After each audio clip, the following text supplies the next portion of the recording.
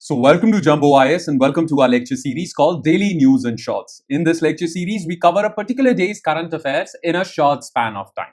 Now, needless to say this, you have to revise this lecture just after watching it. Because if you don't, then you will quickly forget these current affairs which you have just studied in this lecture, okay? So revision is very important. We have shared our notes on Telegram channel. You can revise it from there. And the link to our Telegram channel is provided in the comment section below. So do revise the notes after watching this lecture. Okay? Alright then. Let's begin today's session. But first, let's take a look at the list of topics that we shall cover today. Okay, let's begin. So daily current affairs, 6th of November, Thursday. And here is the topics list. Number one topic is new SEZ, Special Economic Zone norms for exporters. Okay, we'll talk about this. Then recently a fascinating news came out with respect to cloning of animals. Actually, American football superstar in USA, Tom Brady, cloned his pet dog. So we'll talk about animal cloning. Then we'll talk about some news or some reports published by Ministry of Road Transport with respect to road accident deaths in India. And in the end, we'll talk about Ministry of Electronics and IT, AI governance guidelines, which were recently released. Okay. So these are the four topics that we shall zero in our attention on. Number one topic is related to economics portion of your UPSC syllabus. Number two topic is related to science and technology portion. Number three topic is related to policy and governance portion of your UPSC syllabus. And number four topic is related to both science and technology and policy and governance portion of your UPSC syllabus. Okay, so these are the four topics. Let's start discussing them one by one. Starting with topic number one, and that is new SEZ norms for exporters. Okay. You see, the thing is, we all know that Donald Trump applied tariffs on India, because of which our exporters are suffering.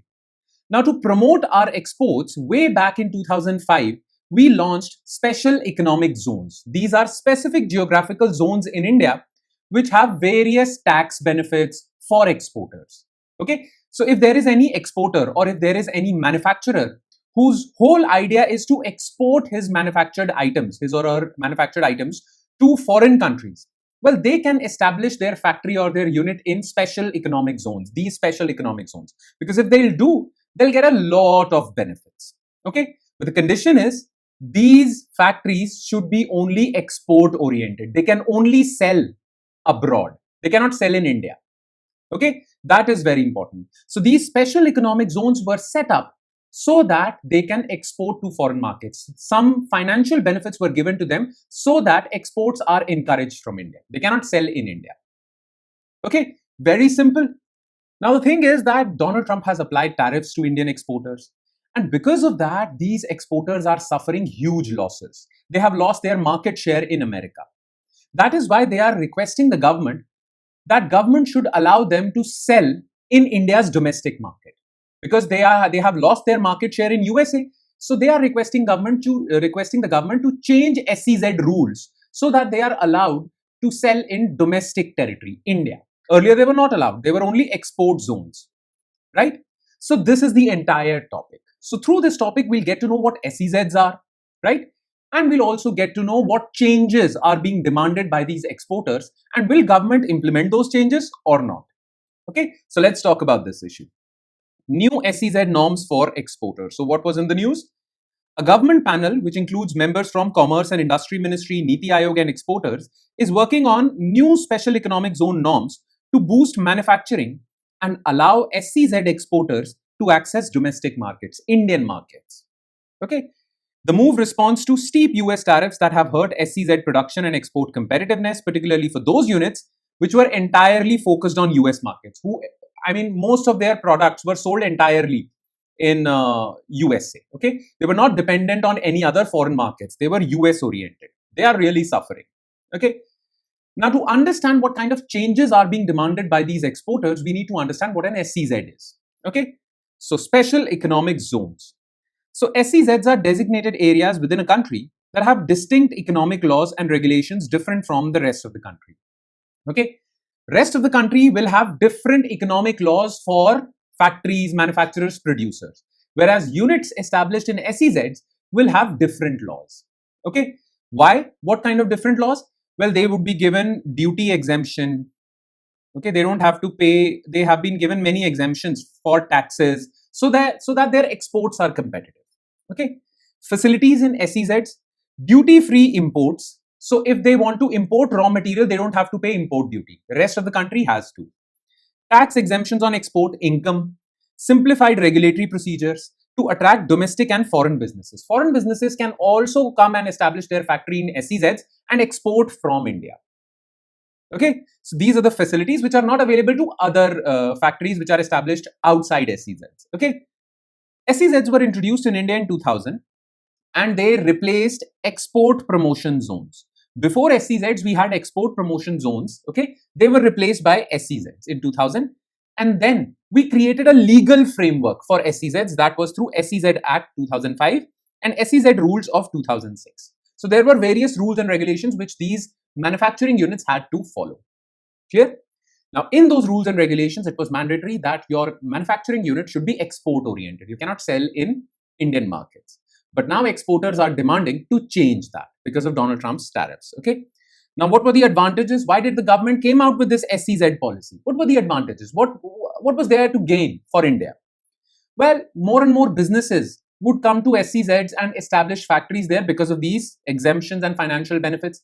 Now, more factories would be established, more employment would be generated, local employment, infrastructure development, because we have to provide these manufacturers world-class infrastructure. Only then they'll be able to export good quality products, right? Boosting export income and attracting investment. Many foreign investors established their factories in SEZs because of these benefits. Clear? Now, what has been the demand for exporters? Now, exporters are saying, listen to me carefully, to apply reverse job work policy. Remember this term, reverse job work policy. They are saying that allow reverse job work policy to units established in SEZs. Now, what is reverse job work policy? Under this policy, SEZ units can manufacture for domestic tariff area. That means Indian markets, domestic markets. They can sell in domestic markets to better utilize labor and equipment during periods of low export demand. So they are saying that change the rules so that whenever there is low export demand, we can sell to India, within India. Yes, implement this policy. Clear? This policy could improve SEZ efficiency and provide a safety net amid volatile export conditions. So whenever there is low export demand for any reason, like the recent reason, Donald Trump's tariffs, well, then these units will be able to sustain themselves by selling to Indian markets. Okay. Now, the thing is that this is all good. But will the government implement this reverse job work policy? Well, there are certain concerns, and these concerns are raised by Indian manufacturers who have established their factories outside SEZs. Okay, what are their concerns? Concerns exist about maintaining fairness. You see, these SEZ units, these factories in SEZs, they have been given certain exemptions. And now they'll be able to sell in India. But units established outside SEZs are not given these exemptions. Okay, so don't you think they'll be treated unfairly? As long as these SEZ units were exporting, that was okay. But now, if they'll be selling in India, well, Indian manufacturers outside SEZ who are selling to India, well, they would be in a unfair position. Okay, this would be unfair competition. They are not getting these tax exemptions, but these SEZ units are. So this is, well, against equality principle, right? Vis-a-vis domestic industry regarding duty exemptions, as SEZs enjoy duty-free imports, procurement, while domestic units pay duties. Yes, this would be unfair. The finance ministry is also hesitant due to revenue concerns because, well, if you want to sell in India, you would have to give certain taxes. But SEZ units basically enjoy duty exemptions, tax exemptions. Now, if SEZ units would be able to sell in India, this tax that would have come to India would also not come. So there are revenue concerns also. Okay, make sense? So this is the thing. Now, certain concerns with respect to exports. Okay, this Donald Trump's tariff policy has destroyed our exports. How? SEZ exports stood at 172 billion. So exports just through SEZ stood at 172 billion from 276 units. 276 units are established over here. Okay, domestic sales comprise just 2%. Okay, the share of gems and jewelry in SEZ exports has dropped. Now, the biggest sector that has been the biggest casualty in this tariff war is gems and jewelry sector. Because most of the gems and jewelry merchants, they establish their units in SEZ and sell to USA. Now they are impacted the most and they are demanding that please change the laws and allow us to sell to India. Okay. Rising imports of raw materials and marginal growth in exports raise concerns about SEZ's negative trade balance, especially after removal of net foreign exchange earnings criteria. Well, this is a different thing. We'll talk about it sometime else, sometime in a different lecture altogether, okay? Because it's a detailed topic. When we'll talk about SEZs, just remember this for now in this current affairs lecture, okay? Now, before this Donald Trump's tariff policy, SEZs were still suffering. They still had certain problems, even before this tariff policy. So we need to take a look at these challenges as well, okay? So what were those challenges? So number one was productivity challenges predate recent tariffs. SEZ gems and jewelry units dropped from 500 to 360. Even before Donald Trump's tariffs, many gems and jewelry units shut down. So there were some problems. Plus, there have been limited investments in research and development and insufficient training programs have led to technological and skill gaps. Skill development is a problem with respect to laborers in India. FDI inflows to SEZs are low. We established SEZs so that foreign companies can establish their units in India. That would have increased FDI, but that is not increasing. So this is a problem. And FDI is critical for technology transfer. Most of these foreign companies would also bring in the much required technology to India. This is not happening. Brand building is not happening. Global market linkages are not happening because foreign investment is not coming to India as much as it was desired when the SEZ policy was designed. Make sense? So this is the issue. Remember this term, reverse job work policy. Okay? And we shall quickly shift our focus to second news item, and that is cloning of animals. Now you see, the reason why this was in the news was because, well, there is a sports superstar in America. As you all know, that in America, there are different sports which are not played in many of the countries around the world, like baseball, okay, American football. It's American version of football, much like rugby. No, not exactly like rugby, but it's very similar to that, okay. So American football superstar Tom Brady, who has retired, okay, recently made an announcement. He said that his pet dog is actually a clone of his previous dog that died earlier. So when their dog was about to die, they took their genetic material and cloned that dog. And the current dog is actually a clone of their previous dog.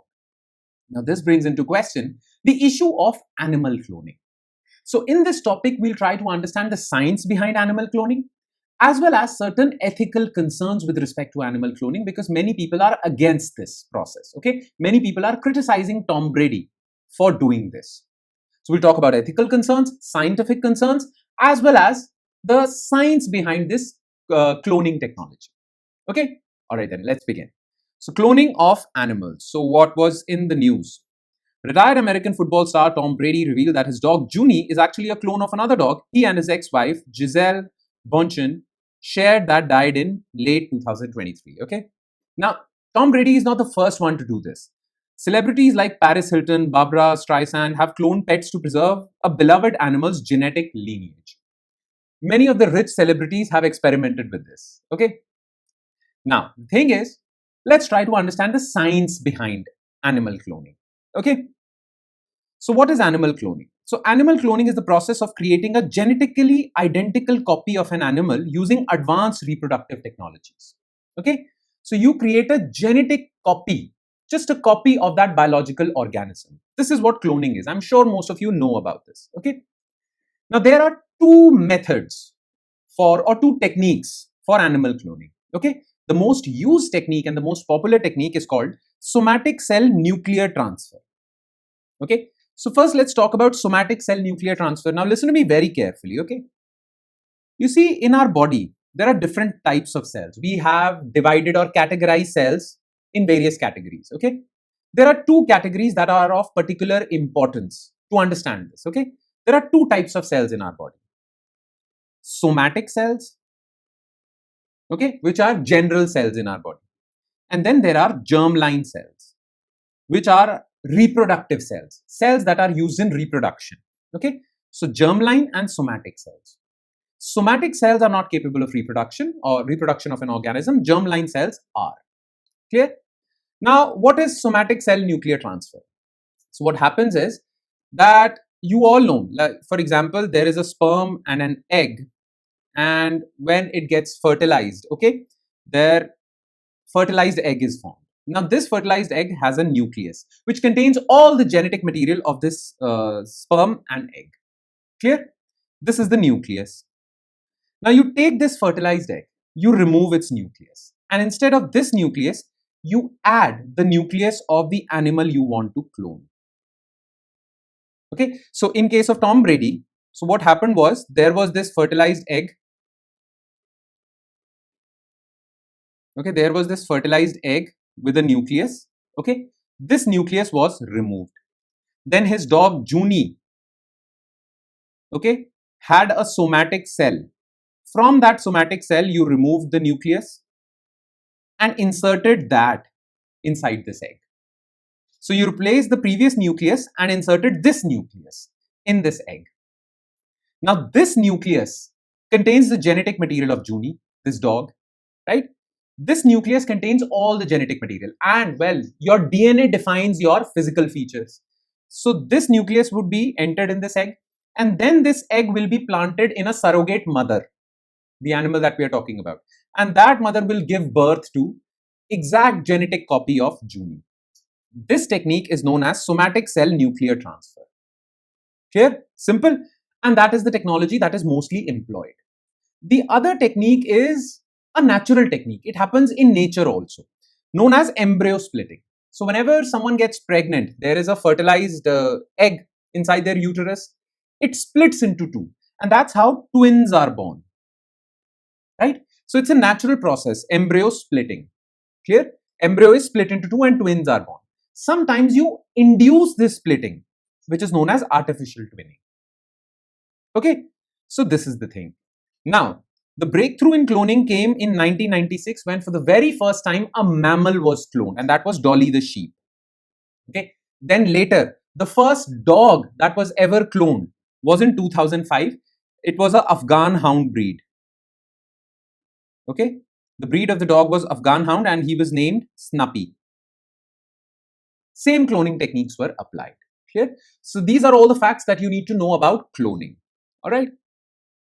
Now, what are the benefits of cloning? Cloning has some benefits, right? So we need to be aware of those benefits. Then we'll talk about criticism. Okay. So cloning is considered valuable for conserving endangered species. Okay. Some species which are about to get extinct, you take out their nucleus and you artificially breed them through cloning, so as to prevent them from extinction. This is known as de-extinction. So it is used for de-extinction purposes. Then, advances in cloning aim to preserve biodiversity and support rewilding efforts. So wildlife is created again in an area. Companies like Biogen and Colossal Biosciences are commercial players providing cloning services to these rich people as well as to the conservationists who want to conserve biodiversity or wildlife species. Okay, so these are the big companies who charge a lot of money for this because it's an expensive technique, right? Now, let's talk about the most important thing, and that is ethical concerns and scientific concerns with respect to cloning. Okay, so the concerns. First, let's talk about the scientific concern. Okay, low success rate. These cloned animals have very low chances of survival.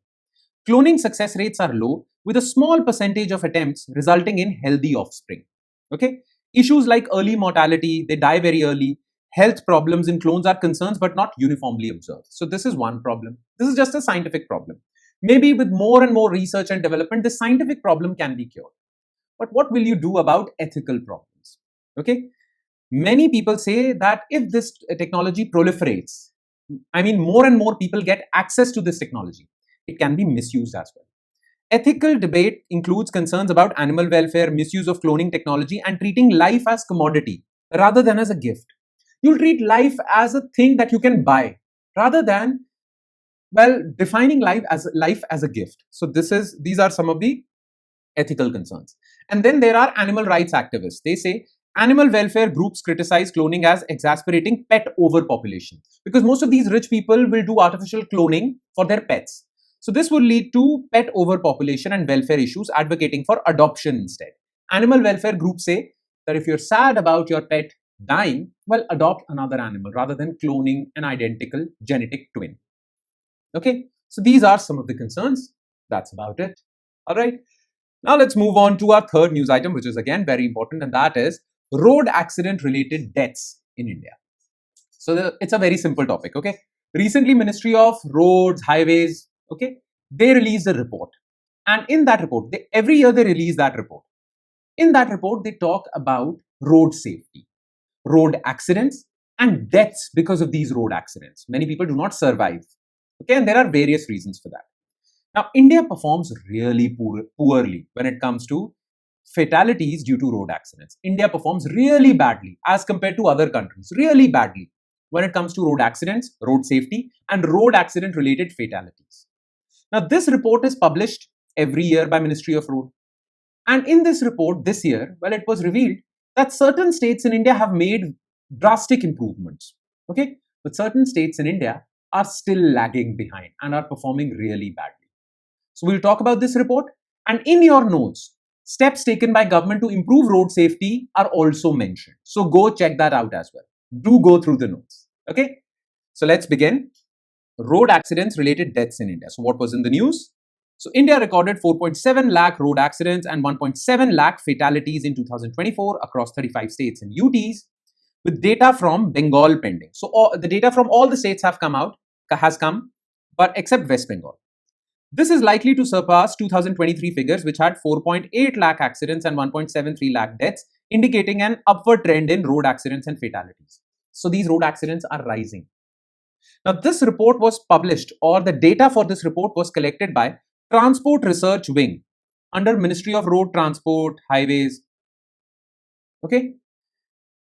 Now, the Transport Research Wing collects this data from state police under United Nations Economic and Social Council of Asia Pacific Road Accident Data Project. So, UNESCAP for Asia Pacific has launched this project. Under this project, data is collected by state police and then given to Transport Research Wing, who compiles a report. Clear? That's all you need to know as far as the publishing of the report is concerned, or which authority is behind this report. Now, let's talk about the details of this report. So, key facts. 9 states and UTs reported decreases in both accidents and fatalities between last 2023 and 2024. So 9 states have improved, but other states haven't. Okay, Tamil Nadu remained the state with highest number of road accidents. UP became the state with highest number of deaths due to road accidents. So more road accidents happen in Tamil Nadu, but many are saved because of good medical services or access to hospitals or quick emergency care. That is not with UP. Okay, UP has the highest accident to fatality death ratio. And other states which have a very poor record, well, they are Tamil Nadu, Maharashtra, Madhya Pradesh, Karnataka, Rajasthan. Okay, some more information is also given about states that have improved. Do check that out from notes. Okay. Now, as far as the global comparison is concerned, well, India leads globally in total number of road deaths, road accident related deaths. India has rank 1. This is really bad for us, followed by China and then USA. Iran has the highest death rate per lakh population. India's population is also high. So if you calculate by per lakh population, amount of road deaths per lakh population, then Iran is number 1. But if you talk about total road accident related deaths, India is number 1. Even adjusted for population, India's fatality rate per lakh is higher than Pakistan, Nigeria, Ethiopia, and China. If you exclude China, all these countries are third world countries. We should not be, we need to introspect. Clear? Now, what are the challenges as far as road safety is concerned? Why do road accidents happen? Increase in accidents and fatalities is attributed to poor civil engineering, poor road design. Okay, substandard detailed project reports of highway projects. Okay, Union Minister Nitin Gadkari emphasized the role of civil engineers and DPR quality. So, well, the biggest culprit is infrastructure design, and the second biggest culprit is people themselves. People lack traffic sense.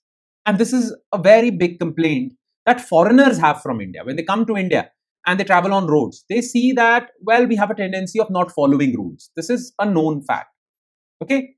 So how can we reduce these road accidents? First of all, we need to generate more awareness, make people aware of these things, induce them or incentivize them to follow rules, and then design good roads. Now, certain initiatives were launched by Government of India for this, for good infrastructure design and generating awareness. Those initiatives are mentioned in your notes. So do go through that because a question or an MCQ can be asked. All right. And now let's shift our focus to last news item, and that is AI Governance Guidelines 2025. Now, India wants to become a global leader when it comes to AI. And for that reason, we launched India AI Mission. Now, India can become a global leader in AI if India has good rules and regulations, a good regulatory framework for AI. Because the thing is that AI needs to be developed. If India wants to become a superpower, AI needs to be developed. But we have to prevent misuse of AI by antisocial elements or anyone else, right? So we need a good regulatory framework, rules and regulations framework. So under India AI Mission, Ministry of Electronics and Information Technology recently released these guidelines for AI development. Okay, so let's quickly talk about these guidelines. So AI Governance Guidelines 2025. So what was in the news? MeitY, AI Governance Guidelines 2025 were released by Ministry of Electronics under India AI Mission. It aims to provide a balanced, light touch regulatory framework. What do you mean by light touch? Well, you don't want to destroy AI development in India by too many rules and regulations. If there be too many rules and regulations, well, there will be little scope for innovation, research and development. So you follow a light touch approach. You don't want AI misuse, but you also want innovation in AI. So that is why the rules and regulations are light for AI development, deployment and governance. It focuses on innovation, ensuring safety, misuse, right? Ethical adoption, inclusivity, and accountability. Clear? Now, it follows 7 sutras. That's what was released by MeitY. Okay, 7 core principles. Do no harm principle. AI should not be used for harming people. Fairness and equity. Ensuring AI does not propagate bias or discrimination. AI is not used for spreading disinformation. Okay. Transparency and explainability. AI systems should be understandable. Accountability, people first approach, safety, innovation over restraint. Okay, so these are the 7 principles. Clear?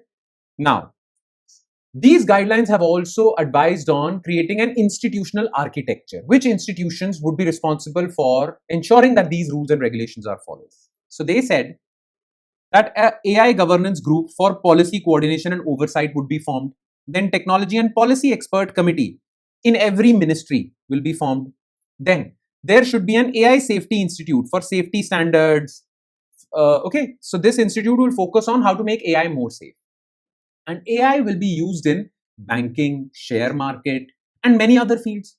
So the regulators of those fields should make sure that AI is used ethically. So for example, for share market, there is SEBI. For banks, there is RBI. These regulators should make sure.